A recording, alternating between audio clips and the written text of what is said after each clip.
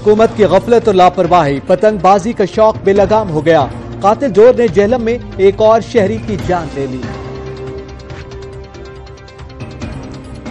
खबर दें आपको, कातिल चोर ने एक और जान ले ली। जेहलम में मोटरसाइकिल सवार डोर फिरने से जान की बाजी हार गया। जेहलम में मोटरसाइकिल सवार डोर फिरने से जान की बाजी हार गया। मजीद जानेंगे बाबर हुसैन से। जी बाबर। अरे ये बिल्कुल ये पुरानी जेहलम के मुकाम पर जो ये पतंगबाजी का सिलसिला रूज पे है। सरायलमगीर में पतंगबाजी फिर जरूर पहुंच गई है। सरायलमगीर में पतंगबाजी ने एक नौजवान की जान ले ली है। नुमान रफीक वल्द मोहम्मद रफीक मोटरसाइकिल पे जा रहा था कि कातिल डोर ने उसके साथ पे फिरने से वो जख्मी हुआ, जिसे सिविल अस्पताल ले जाया गया, लेकिन उसकी जान चली गई।